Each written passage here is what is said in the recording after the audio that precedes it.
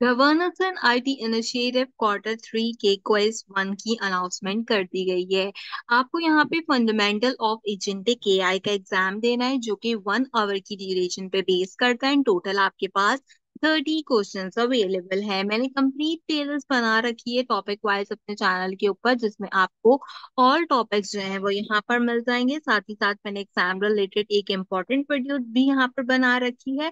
आप जाकर इस वाले वीडियो को चेक कर लीजिएगा ताकि आपको एग्जाम से रिलेटेड यहाँ पर भी काफी सारी नॉलेज मिल जाए। जो भी आपको टॉपिक्स बताए हैं प्रॉम्प्ट इंजीनियरिंग से रिलेटेड, इसके साथ साथ आपके पास हैंड ऑफ गार्ड्रियाज, वो सारी चीजें यहाँ पर इस प्लेलिस्ट के अंदर ऑलरेडी अवेलेबल हैं। तो आप इस प्लेलिस्ट को लाजमी चेक कीजिए। जो भी टॉपिक है, अगर आपने उस टॉपिक को नहीं समझा है तो इस प्लेलिस्ट के अंदर से उस टॉपिक को भी समझ लीजिए। ओवरऑल यहाँ पर एक कंक्लूड वीडियो मैं यहाँ बनाने वाली हूँ आपके क्वेज से रिलेटेड। अब तक हमने इस पूरी प्लेलिस्ट में जितने क्वेश्चंस पे बात की है, जितने टॉपिक्स पे बात की है जो कि एग्जामिनेशन में आ रहे हैं, उनको मैंने एक छोटी सी समरी में डिफाइन करने की कोशिश की है आज के वीडियो में, ताकि आप जब अपना क्वेज देने जाएं तो ये इंपॉर्टेंट पॉइंट्स आपके जहन में हो। इस पर्पल वाली वीडियो को लाजमी चेक कीजिएगा। इसके अंदर आपके पास अवेलेबल क्वेश्चंस जो है वो को इससे रिलेटेड है। बाकी आपके पास पूरी प्लेलिस्ट अवेलेबल है, इसको एक्सप्लोर करें एंड जाकर देखें। तो चलिए अब अपने वीडियो की तरफ चलते हैं, फिर मैं आपको पूरा प्रोसेस बताती हूँ। अच्छा, ये जो वीडियो है ये मैं सेपरेटली जूम पर क्रिएट आउट नहीं कर रही, डायरेक्ट यूट्यूब पे से क्रिएट कर रही हूँ, ताकि जो मेरी पेड क्लास के स्टूडेंट्स हैं वो भी, और जो मेरी अनपेड जूम क्लास के स्टूडेंट्स हैं या जो मेरी यूट्यूब की ऑडियंस है वो भी इसको आसानी से देख सके और अपने क्वेज को एस कर सके। आपने यहाँ पर जितना भी अब तक सीखा है ना इस क्वार्टर में, और जो एग्जाम में आपके पास आएगा, उससे रिलेटेड हम यहाँ पर एक गो थ्रू करेंगे। अगर आप इस गो थ्रू को समझ लेते हो, मेरे इन पॉइंट्स को नोट कर लेते हो अपने पास कहीं पर, मेरी कही हुई बातों को अपने पास नोट कर लेते हो, तो क्विज देने में आपको बहुत आसानी रहने वाली है। मैं वो वाहिद इंसान हूँ जिसने क्विज यहाँ पर अटेम्प्ट किया हुआ है। बाकी जितने भी लोग welcome back to my YouTube channel करते हैं, उनमें से किसी ने भी अब तक इस क्विज को अटेम्प्ट नहीं किया है, तो उनको भी कोई आइडिया नहीं है कि क्विज के अंदर क्या चीज पूछी जाएगी। वो भी ये वीडियो देखने के बाद अपने चैनल पर welcome back to my YouTube channel करने वाले हैं। तो उससे अच्छा है कि आप मेरे वीडियो को ही यहाँ पर लाजमी देख लीजिए। चलिए अपने वीडियो की तरफ आते हैं, पूरे प्रोसेस के बारे में बात करती हूँ। यहाँ पर पॉइंट टू पॉइंट हम इसको लेके चलेंगे। तो हमारे पास सबसे पहला पॉइंट जो है वो डेटा क्लास आउटपुट टाइप से रिलेटेड है। डेटा क्लास को अगर हम आउटपुट टाइप देते हैं तो क्या होता है, देखें, जब भी हम यहाँ पे पाइडेंटिक डॉट डेटा क्लास का यूज करते हैं तो एसडीके ऑटोमेटिकली क्या करता है, एक स्ट्रिक्ट जेसन स्कीमा बना देता है। और वो आउटपुट क्या होता है, वैलिड हो जाता है। मतलब ये होता है कि जो हमने स्ट्रक्चर डिफाइन किया होता है वही स्ट्रक्चर हमारे पास रिटर्न होगा, उसके अलावा कोई भी और चीज हमारे पास रिटर्न नहीं होगी। दूसरा पॉइंट है हमारे पास यहाँ पे फेलियर से रिलेटेड। और चेस्टर एजेंट के पास अगर मल्टीपल सिलेक्टिव एजेंट है तो उस केस के अंदर क्या होता है, देखो, किसी टूल को कॉल करना या किसी स्टेप पे अगर कोई टूल फेल हो जाता है तो एजेंट उस फेलियर को रीजनिंग का हिस्सा बनाकर उस प्रोसेस को कंटिन्यू करता है। मतलब एजेंट रुकता नहीं है, जितने भी एरर्स आते हैं उनको हैंडल करता है और हैंडल करके आगे बढ़ता चला जाता है। तो और चेस्टर किम के सवाल के अंदर आपने इस चीज का ख्याल लाजमी रखना है। देन हमारे पास थर्ड पॉइंट है पाइथन फर्स्ट अप्रोच से रिलेटेड। देखो, ओपन एआई एजेंट एसडी के पाइथन फर्स्ट होता है, ये सबको पता है। मतलब कि एजेंट और टूल पाइथन कोड से डिफाइन होते हैं और कोई भी अलग से डीएसएल या कॉन्फ़िगरेशन जो है वो हम यहाँ पर यूज नहीं करते। इसमें हमारा जो सिंटैक्स होता है उसी के जरिए हम अपनी चीजों को डिफाइन करते हैं। इससे फायदा क्या होता है कि जब डेवलपमेंट होती है वो हमारे पास आसान हो जाती है। चौथा पॉइंट हम यहाँ पे डिस्कशन करते हैं स्ट्रीमिंग आउटपुट से related. Runner dot run stream, ये हमारे पास एक कमांड होती है जिसको हम जो है वो यहाँ पर यूटिलाइजेशन करते हैं, और आपको जो लाइव आउटपुट होता है वो इस कमांड के थ्रू मिलता है। जैसे टाइपिंग हो रही होती है या कुछ इंटरेक्टिव एजेंट किसी चीज को प्रोवाइड आउट कर रहा होता है स्टेप बाय स्टेप स्ट्रीमिंग में, तो वो हम यहाँ पर इस कमांड के जरिए आपको बताते हैं। पांचवा पॉइंट हम यहाँ पे गार्डियंस के बारे में बात करते हैं। बैंकिंग एग्जाम्पल का क्वेश्चन था जो कि हमने अपनी प्रीवियस वीडियोस के अंदर भी डिस्कस किया है इन डेप्थ। ठीक है, वीडियो का लिंक आई बटन पे दे रही हूँ, चेक कर लीजिएगा जूम क्लास का, जिसके अंदर हमने इसके बारे में बात की है। बैंकिंग चैटबॉट के लिए इनपुट गार्डियल्स क्यों जरूरी होते हैं? देखो, अगर आप एक बैंकिंग चैटबॉट बना रहे हैं तो गार्डियल इंश्योर करते हैं कि ट्रांजेक्शन अमाउंट पॉजिटिव हो और लिमिट के अंदर हो। सेफ्टी और जो हमारी करेक्टनेस है ना, यानी कि वो कितना करेक्ट वर्क कर रहा है, वो चीज बहुत ज्यादा इंपॉर्टेंट रहती है। अगला क्वेश्चन जो है हमारा पॉइंट, वो सिस्टम मैसेजेस से जरूरी है। ये भी हमारे पास बैंकिंग सेक्टर के लिए के जो हमारे इनपुट गार्डियल्स होते हैं, वो जब हमारे पास सिस्टम का मैसेज देते हैं या उसमें जब हम उन चीजों को कंसीडर करते हैं, तो उस केस के अंदर वो क्या करते हैं? देखो, अगर प्रॉम्प्ट इंजीनियरिंग की बात करें ना, तो हमारे पास सिस्टम मैसेज क्या करता है कि उसको एक सिक्योर पर्सोना में डिफाइन कर देता है। जैसे तुम एक फाइनेंशियल असिस्टेंट हो, कभी अकाउंट नंबर एक्सपोज नहीं करो, सिर्फ ऑथराइज आईपी के लिए यहाँ पर एक्शन प्रोवाइड आउट करो। तो वो सारी चीजें क्या होती हैं, डिफॉल्ट मॉडल के अंदर आती हैं। सिस्टम मैसेज का काम है एजेंट को सिक्योर पर्सोना और रूल्स प्रोवाइड करना। यहाँ पर सेफ्टी पॉलिसी टोन्स, ये सारी चीजें हम जो है वो गार्डियंस के थ्रू डिफाइन करते हैं। डिफॉल्ट आईपी की अगर हम बात करें यहाँ पे, या डिफॉल्ट मॉडल की बात करें, तो डिफॉल्ट आईपी जो एजेंट एसडीके के लिए यूज करवाते हैं, उसको चैट कंपटीशन एआईपी में हम किस तरीके से रखते हैं? तो देखो, जब बाय डिफॉल्ट हम एसडीके को बैकएंड के अंदर लेके जाते हैं, तो जितने भी चैटबॉट की एपीआई यूज हो रही होती हैं, वो हम मैन्युअली बताते हैं और उनके मॉडल्स भी हम यहाँ पर मैन्युअली बताते हैं। अब आपको ये चीज समझने के लिए ना सारी थ्योरेटिकल चीजें समझनी पड़ेंगी। अगर आपको थ्योरेटिकल चीजें आती हैं तो ये बात आपके जो है वो दिमाग में आएगी, वरना इसको रट लो। रटने के बाद ये है कि जब सवाल आएगा तो उसमें समझ में आता है कि क्या चीज पूछी, तो उस हिसाब से आंसर दे देना। मैक्सिमम टर्न का सवाल आता है कि मैक्सिमम टर्न लिमिट काफी इंपॉर्टेंट होता है। मैंने बहुत डेप्थ में आपके बाद बात की है कि अगर मैक्सिमम टर्न 1 होता है तो हम टूल कॉल की रिक्वायरमेंट में इसको किस तरीके से यूज करते हैं। हम एलएमएम के जो हमारे स्टेप्स होते हैं, उनको हमें यहाँ पर इम्पोर्टेंटली डिफाइन करना होता है। अगर मैक्सिमम टर्न जो है वो 1 होता है या 1 से ज्यादा एक्सीड करता है, तो उस केस में क्या होता है, वो चीज हमने बहुत इन डेप्थ में बात की है। मैक्सिमम टर्न की वीडियो भी मैं आई बटन पे प्रोवाइड कर रही हूँ, उसको भी जाकर चेक कर लेना। गार्डवायर्स अगर ट्रिगर हो जाते हैं तो एसडीके हमारे पास ट्रिप वायर करता है। ठीक है, अब जब वो ट्रिप वायर करता है तो क्या होता है कि गार्डवायर्स के रूल्स ब्रेक होते हैं। एसडीके ट्रिप वायर जब भी करेगा तो ट्रिप वायर ट्रिगिंग हमारे पास होगी, एजेंट की एग्जीक्यूशन जो है वो तुरंत स्टॉप हो जाएगी और हमारी सेफ्टी के लिए ये हमारे पास काम करने लग जाएगा। अगर अभी भी बहुत सारे लोग सोच रहे हैं कि मैं इस वीडियो के अंदर प्रॉपर सवाल बताने वाली हूँ या प्रॉपर आपको एमसीक्यूज का आंसर बताने वाली हूँ, तो ऐसा कोई सीन नहीं है। मैं आपको सिर्फ कॉन्सेप्चुअल बेस्ड चीजें बताऊंगी, क्योंकि यही खूबसूरती होती है आपके कोर्स की, आपके क्विज की, कि आपको इस तरीके की चीजें बताई जाएं जो आपके काम की है, ना कि मैं आपको धड़ाधड़ सवाल बताऊं और धड़ाधड़ उनके जवाब बता दूं, ताकि ना आपके पास नॉलेज आए और ना ही आपके पास कोई और चीज आए। ये पॉइंट्स अगर आप याद करते हो तो मैं आपको गारंटी करती हूँ कि आप अपना क्विज बहुत आसानी से एस कर लोगे, क्योंकि ये सारे वही टॉपिक हैं जो कि आपसे पूछे गए हैं।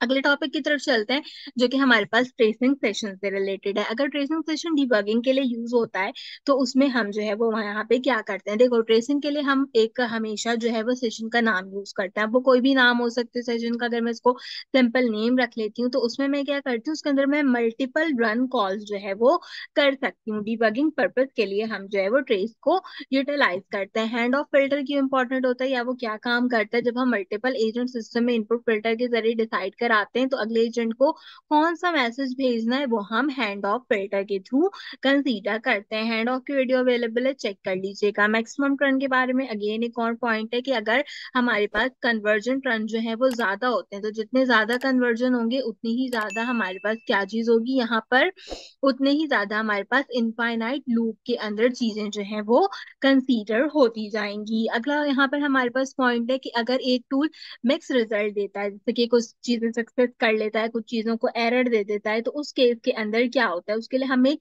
स्ट्रक्चर फॉर्मेट रिटर्न कराते हैं, जो कि हमें दोनों चीजें बताता है। दोनों चीजें किस तरीके से बताता है? एज अ फ्लैग बताता है कि कौन सी चीज सक्सेसफुल है और कौन सी चीज एरर में प्रोवाइड करिए। तो ये चीजें हम जो है वो देखते हैं। अच्छा, ये मैक्सिमम टर्न वाले क्वेश्चन से भी मिलता जुलता सवाल है। अगला क्वेश्चन टेम्परेचर से रिलेटेड है हमारे पास, कि अगर टेम्परेचर देखो हाई होगा तो टॉप पी और टॉप के लो हो जाएगा और इसका आउटपुट जो है वो अनप्रिडिक्टेबल हो जाएगा। ये सवाल सबके पास आता है, आपके पास भी आएगा, तो इसको बैलेंस करना हमारे पास इम्पोर्टेंट होता है। सिमिलरली अगर एपीआई मल्टीपल टूल्स के फॉर्मेट में दिए जाए तो एलएमएम किस तरीके से कंफ्यूज होता है? अगर देखो टूल का नाम या स्कीमा आपने सिमिलर रख दिया, मैंने एक टूल बनाया, उसका नाम मैंने जो है वो यहाँ पे रख दिया चैटबॉट AI, और मैंने दूसरा टूल बनाया उसका नाम मैंने रख दिया AI चैटबॉट। अब इसमें प्रॉब्लम क्या है, दोनों तो एक ही जैसे लग रहे हैं, तो जब दोनों एक जैसे लग रहे हैं तो इन दोनों को जो है वो डिफरेंट करना पड़ेगा। अगर मैं एक चीज बताऊंगी कि chatbot AI for e commerce, तो मुझे पता होगा कि ई कॉमर्स का चैटबॉट है।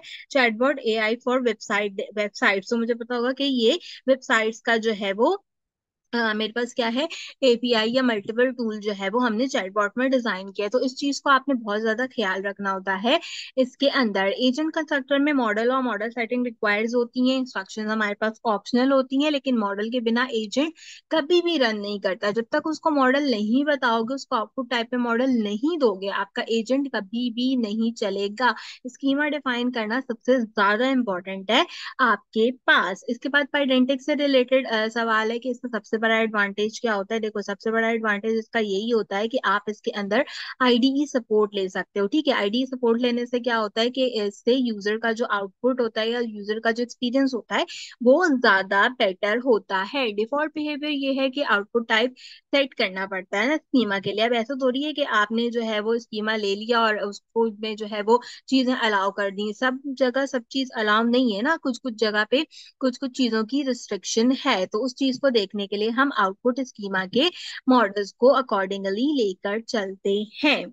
ठीक है, इसके बाद जो है वो हमारे पास अगला क्वेश्चन है, फाइनल एलिमेंट आउटपुट वैलिडेशन और ट्रेस होने के प्रोसेस में तीन चीजों पर डिपेंड करता है। कौन कौन सी तीन चीजों पर डिपेंड करता है? आउटपुट की टाइप क्या होती है, एजेंट का आउटपुट क्या होता है, और आउटपुट का फ्रेजर क्या होता है। अब ये तीनों चीजें आपको पता होनी चाहिए कि क्या होती हैं, तो आप इसको आसानी से देख लोगे। अगेन वीडियोस देखो, वीडियोस हर हालत में आपको देखनी पड़ेंगी। उसका रीजन यही है पहले से बताने का, वीडियोस को पहले से समझाने का, कि वक्त पे आपके पास चीजें जो है वो काम आपको आए। डेटा क्लास के साथ अगर पाइडेंटिक को आपने लेके चलना है तो दोनों की वैलिडेशन करानी होती है, और दोनों की वैलिडेशन कराने से ये चीजें नॉर्मली बिहेव करती हैं। ठीक है, रनर डॉट रन और रनर डॉट सिंक का डिफरेंस क्या है, ये भी आपके पास सवाल है जो कि हमेशा ही आपसे जो है वो पूछा जाता है। तो रनर डॉट रन एसिंक होता है और रनर सिंक जो होता है वो ब्लॉक होता है। तो अगर इवेंट लूप नहीं है तो आप रनर सिंक को यहाँ पर आसानी से यूज कर सकते हो। ये सवाल भी हमेशा पूछा जाता है। हैंड ऑफ के वक्त कॉल बैक एक्शन करना होता है, तो हैंड ऑफ यूज होता है, मतलब जैसे एक एजेंट दूसरे एजेंट को हैंड ऑफ करे, आप लॉगिन या कोई और काम ट्रिगर करा रहे हो, तो उसमें क्या होता है। तो ठीक है, उसमें हमारे पास मल्टीपल एजेंट का वर्क फ्लो हम कस्टमाइज करवा सकते हैं। एजेंट ऑफ काम करते हैं जब आप लॉगिंग या मॉनिटरिंग करते हो। हर टूल जैसे स्टार्ट फिनिश इवेंट पे ये हुक्स एट्रीब्यूट पे अट्रैक्ट करते हैं। देखो, अगर हम इसको देखें ना, तो इंस्ट्रक्शन के जो कॉन्टेक्ट्स होते हैं ना वो हमारे पास बहुत इंपॉर्टेंट होते हैं। हैंड ऑफ कॉल बैक करता है, ये चीज हमेशा आपने याद रखनी है। मल्टीपल एजेंट के लिए हैंड ऑफ कॉल बैक करेगा, हर एक काम के वर्क को कस्टमाइज करेगा। अगर आपको नहीं पता कि हैंड ऑफ क्या करता है तो ये बात आपके लिए समझना शायद थोड़ी सी मुश्किल हो।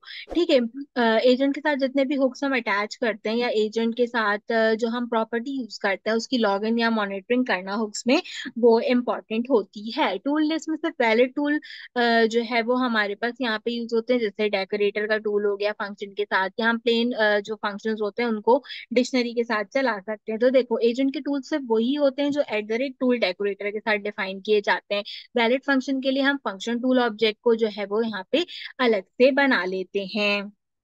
देन हमारे पास अगला पॉइंट है डिफॉल्ट मॉडल से रिलेटेड। डिफॉल्ट मॉडल एजेंट के साथ सेट नहीं होता, जब तक आप खुद से मॉडल को स्पेसिफाई नहीं करते वो काम नहीं करेगा। मैंने पहले भी आपको बोला है कि SDK बाय डिफॉल्ट मॉडल कोई भी नहीं रखता अपने पास। आपने खुद ही बताना होता है कि किस मॉडल पे आप काम कर रहे हो। जब भी आप कोड लिखते हो तो आपने इस चीज का ख्याल करना होता है। कॉन्टेक्स्ट डेटा सेट और सेट इंस्ट्रक्शन डायनामिक बनाने का तरीका क्या होता है, उसके लिए हम लेमडा फंक्शन का यूज करते हैं। लेमडा के अंदर हम अपना CTX रखते हैं और फर्स्ट और लास्ट मैसेज रखते हैं। इस पर भी मैंने बहुत अच्छी वीडियो आपको पूरी कंपाइल करके दी है, इन डेप्थ वीडियो चेक करो, बहुत अच्छा कॉन्सेप्ट है ये वीडियो चेक करने का आपके पास, आपको समझ में आ जाएगा। CTX की प्रॉपर वीडियो, उसको चेक कर लीजिएगा।